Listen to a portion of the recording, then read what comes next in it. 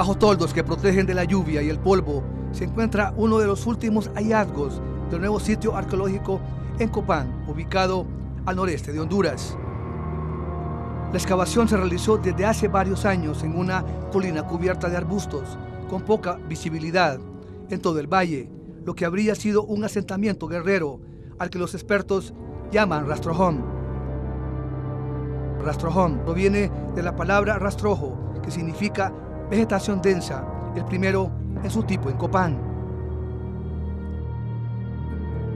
Las cámaras de la televisión universitaria visitaron este sitio arqueológico y captaron imágenes exclusivas de este lugar donde el arqueólogo hondureño Jorge Ramos, jefe del grupo de arqueólogos que trabajan en este sitio, realizó un recorrido para explicarnos los alcances de este nuevo hallazgo, que aún continúa cerrado al público.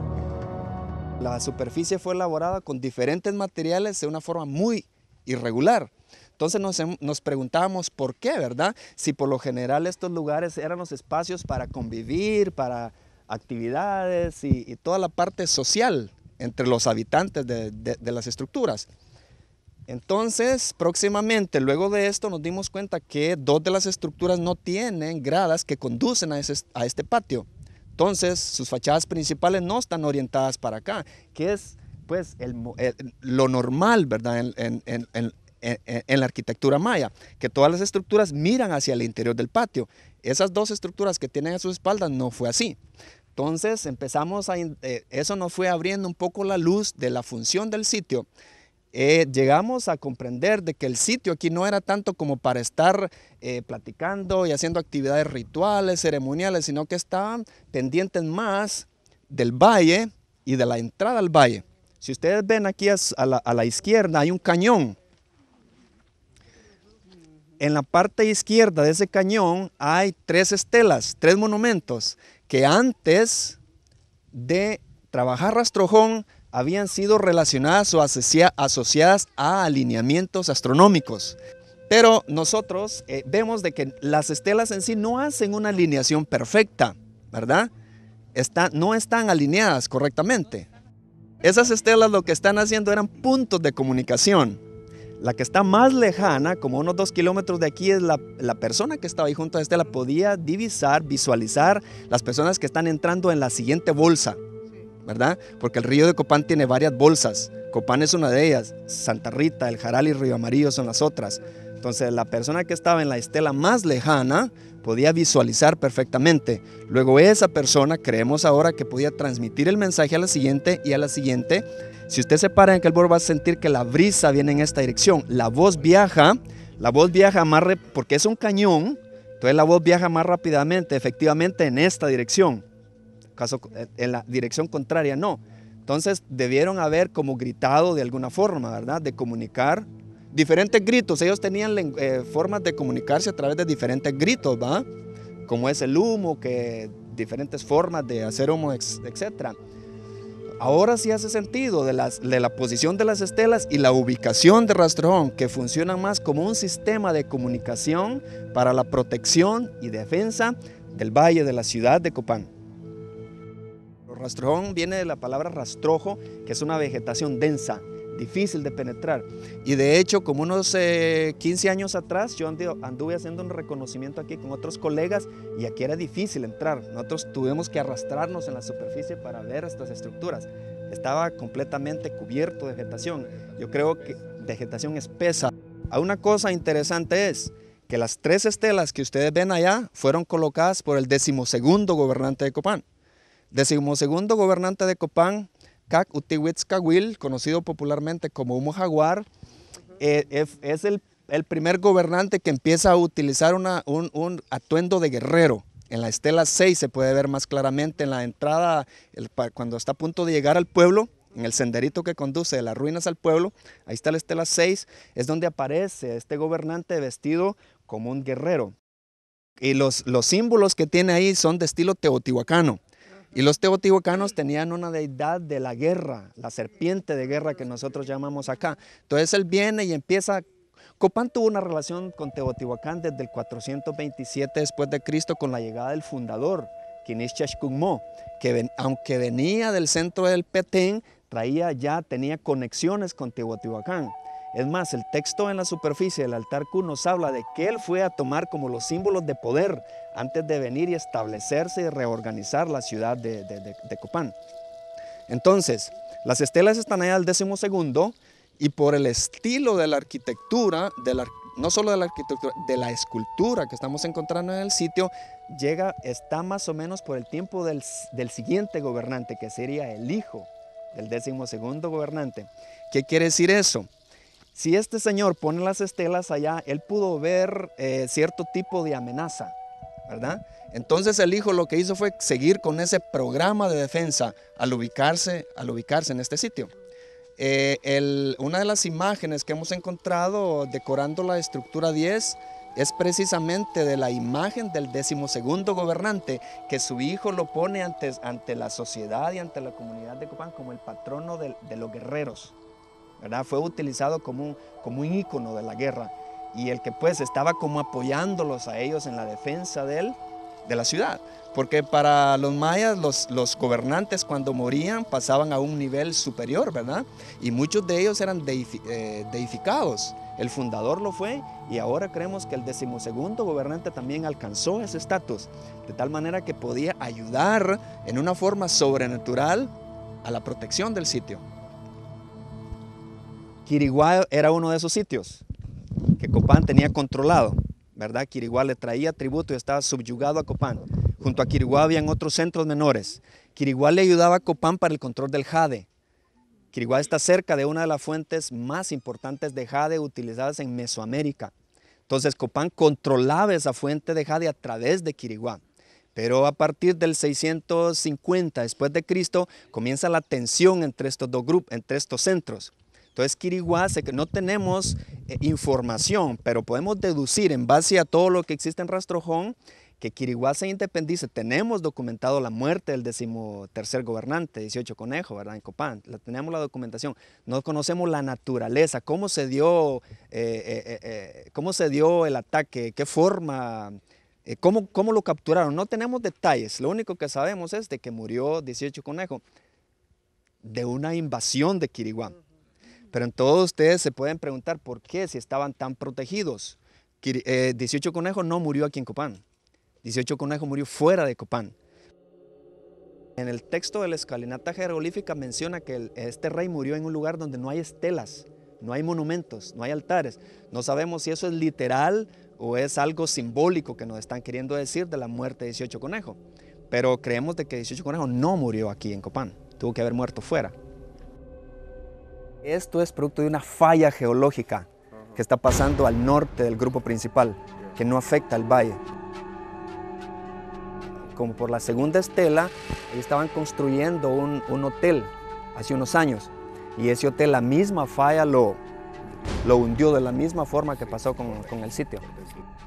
En estos momentos de desequilibrio, miraron que los sacrificios humanos era como la máxima ofrenda que ellos podían dar a sus dioses para recuperar el balance, ¿verdad? Natural. Entonces ahí recurrieron a los sacrificios humanos y muchas veces salieron a otros pueblos a hacer capturas. Y cuando capturaban a alguien, entre más alto era el estatus, era una mejor ofrenda. Habían varias personas trabajando y cada quien le aplicaba su idiosincrasia, ¿verdad? Pero su medida y lo que necesitaban era un corte bien hecho. Las medidas variaban. Utilizaron la misma piedra, no la misma piedra toda, sino que una piedra que le llamamos pedernal. El pedernal, que es más dura que la toba, y también el jade posiblemente, porque son piedras, trabajaron piedra piedra con piedra, pero usando piedras más duras que la toba misma. A pesar de los movimientos, ese movimiento ayuda a la conservación de las estructuras, ¿verdad? Y nos muestra de que posiblemente en una máscara hubieran habido unas 3 o 4 personas trabajando al mismo tiempo, porque las medidas son diferentes. Aunque las orejas tienen que, por simetría, tendría que haber una oreja a ambos lados, ¿verdad? Pero tienen diferentes medidas. Quiere decir que si aquel dámele una cuarta de ancho a aquella oreja, el otro pudo haber tenido una cuarta más grande, ¿verdad? Sí. Entonces podemos ver también ese tipo de detalles en la escultura. Ese es un jaguar. Y el tema iconográfico, las imágenes que usan están de acuerdo también con la función del sitio, porque el jaguar aparece siempre asociado con el poder del gobernante, la defensa, el que no tiene temor, ¿verdad? Que es fuerte, que es agresivo. Entonces ese mismo símbolo utilizaron los guerreros. Ya se habían descubierto otros jaguares en otros sitios mayas con esa posición, y en Teotihuacán es el lugar que aparece un jaguar así. Y esa fue también una de las inquietudes por venir y ver esas garras que vienen del rastrojón, en qué estructura estuvieron. Y en efecto nosotros pudimos descubrir que fue en la estructura 10. Pero esas esculturas están temporalmente, las que estaban en exhibición temporalmente pasaron al laboratorio, porque el próximo año vamos a construir la fachada completa de esa estructura en el Museo de Escultura. Pudieron haber vivido gente aquí anteriormente, pero no con la misma idea, no con la misma idea de proteger la ciudad. Recuerde que el inicio del calendario es un evento mitológico, o sea, es una fecha arbitraria que los arqueólogos han podido colocar en base a los textos que existen del 200 al 800 después de Cristo, ¿verdad? Pero la civilización maya, su esplendor, pues se lo puede ver en el mirador, en el centro del Petén, como por el año 500 después de Cristo. Creemos que del 500 después de Cristo, la gente ya comienza a hacer sus registros. Y prueba de ello es, por una parte, usaban los mismos edificios. En un sitio del Xultún, muy cerca de Huachactún, toda esa área, hay un sitio del Xultún que encontraron un edificio, una casa humilde, pero el interior está pintado de varias capas y ahí tiene registros de la luna. Y no sabemos porque está en estudio ahorita. Era como la casa de un escribano, que él hacía sus anotaciones. Y obviamente tuvieron libros, ¿verdad? En papel, de piel de animal, de corteza de árbol, que lamentablemente fueron quemados al momento del contacto, sí.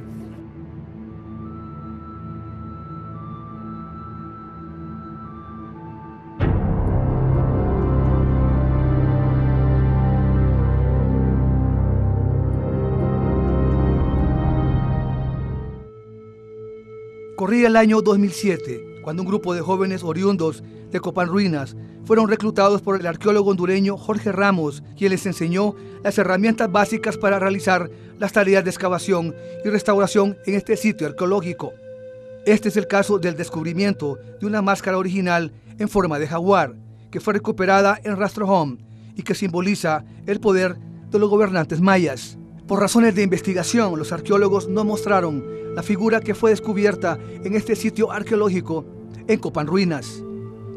Estamos desde el sitio arqueológico de Rastrojón con un grupo de expertos en restauración y que trabajan y son parte del equipo del doctor Jorge Ramos, uno de los arqueólogos de mayor experiencia con el tema de los mayas. Quisiéramos consultarle a Daniel García.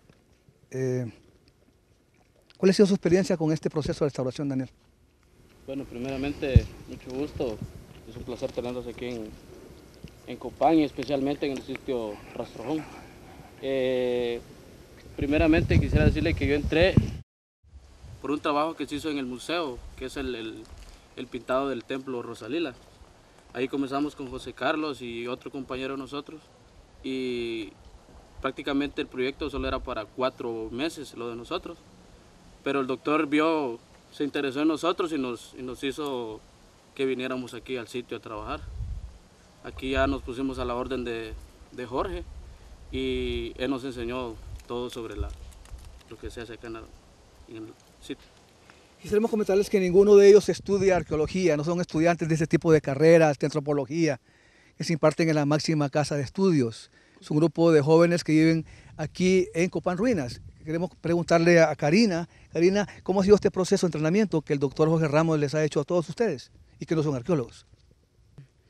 Yo entré a trabajar aquí en el 2003, en el 2002, a finales del 2002, prácticamente tengo 9 años de trabajar con los doctores Fash, y yo comencé a trabajar con Jorge, o sea que soy como la más vieja de trabajar en el proyecto, porque yo vi el inicio del proyecto de Rastrojón cuando se comenzó a levantar la escultura de la superficie.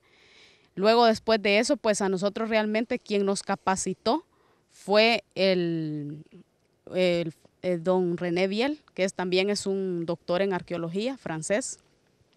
Con él recibimos una capacitación de meses y con él tuvimos práctica.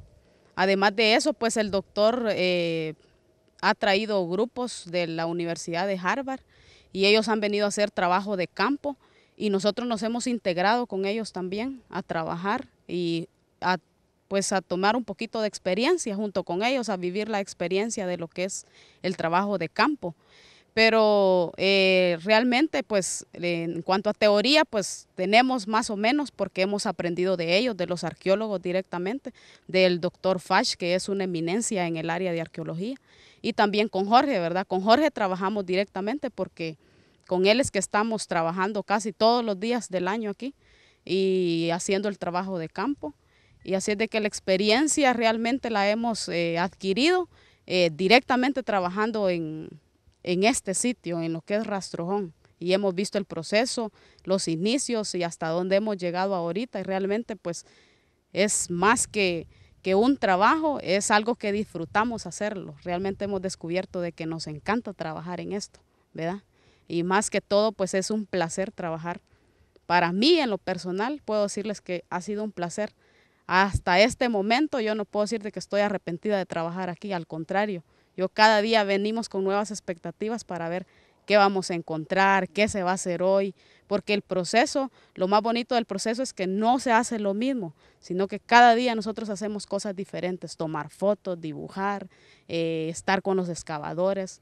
Es bonito el el compartir y el estar en armonía con ellos, porque más que nuestros compañeros, pues somos como una familia en Rastrojón, en Paracopán.